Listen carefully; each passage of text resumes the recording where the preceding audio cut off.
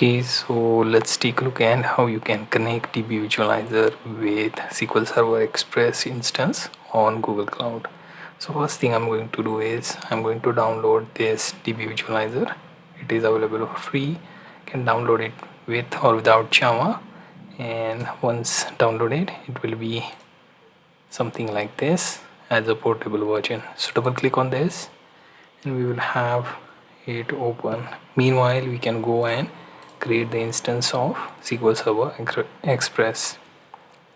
So we open all products in another window, and if you check the database section you will find Cloud SQL here, right? So let's click on Cloud SQL. It should take you to the instance page that looks like something like this, but let me wait for it.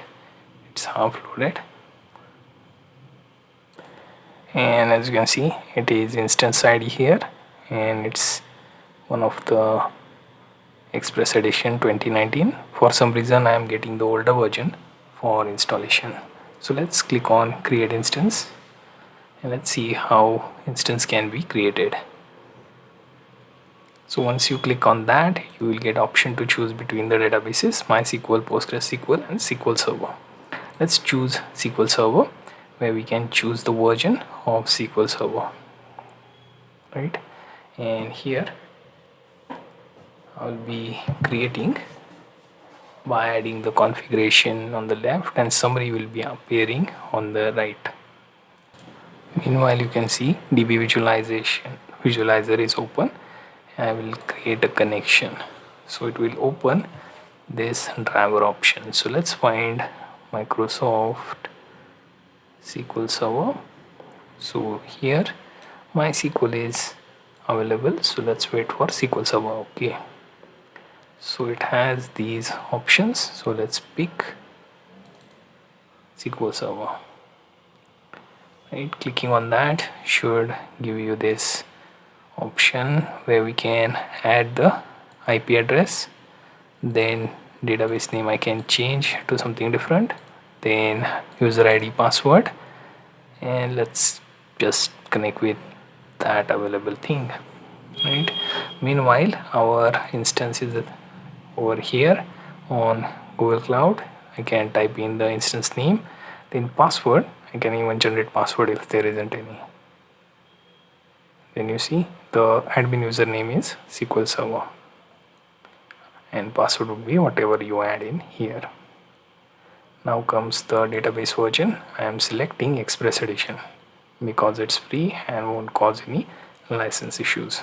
So next, moving to the configuration. When you choose Express Edition, it's worth going for development for testing, because for production Express may not be the right fit. Standard and enterprise would be much ideal fit. Then comes region and zone options. In case of region, let's assume that I am in Asia, so it helps if I choose the Asian data center. Also, there is this green icon that goes to show that you get to choose the low carbon emission option for data center, right? So I will choose Asia Mumbai for region, and zone I will pick the single zone. Then I will move to specify zone option and pick the available zone there. Then comes customize your instance and then move for configuration options, right? Then comes the machine type option where you can pick the CPU and RAM memory, right? Once you have that, you would have enough for your typical Express Editions deployment. So in my case, I picked 2 CPU and 8 GB memory.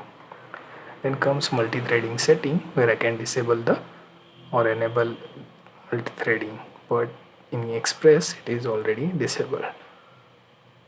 So we move to storage. As you can see, Google doesn't give you option of HDD in case of SQL Server, so SSD is kind of like forced on you, and so we get to pick something, say 20 GB to custom that you assign. So 65 536 is the maximum limit, right? After that, we will also select encryption option and let Google manage the encryption key. There is also option for enable automatic storage increase, so you can pick that as well. Next is choosing the connection. You can pick between private and public IP, and you get to choose the IP for your network. So let's say 000 and then /0. If you click done, that should work in your case. Next is authentication. Here, as you know, Active Directory is not available, so we are kind of limited with our username and password. So username is SQL Server, password is whatever you choose at the start of this form. Now next is data protection, where you can enable automatic backups, choose the time slot for backups, retention days, and data center locations. You can also enable point in time recovery and enable disable deletion protection. So deletion protection is something you enable when you don't want accidental deletion of your instance, right? So enable that in case of some serious databases. For testing, you can disable this. Maintenance, this is the field when you want to set the patches updates to your SQL Server. You enable that within the maintenance window, right? And let's say within weekly, Thursday or so, or monthly, or whatever update option you choose. Then flags and parameters, these are selected by data center for me, and I'll be sticking with UTC as time zone and SQL routine for collation. There is also audit option, I will ignore that for now. Labels you can choose in case if you want to set the label for your instance. Now go through the summary. Unfortunately, Google doesn't give pricing here, so we will be skipping that part. Let's create an instance and it will appear like this once you create the instance, and then it will show you the IP address like this. So copy that. Also in connection, make sure you download the CS certificate if you want to enable SSL. I have already enabled all the IP address ranges, so I will move to security tab, and then where I can choose allow only SSL connection and download that certificate. I choose the networking option, and here I will choose the public IP ranges and pick all the IPs out of that. Once you do these two things, you are ready to use DBVisualizer. Right, now let's go to the application. Here I will paste my IP address, then I will pick the database. Let's see, MyDB instance you can ignore, and user ID SQL Server. Now let's move to the password, paste it here, and now let's test it by clicking on connect. If it connects, we are good to go. If there is an error, it will show up. Right, so long message. Okay, it seems to be saying some sort of an exception. So with Java based app, you can expect such errors.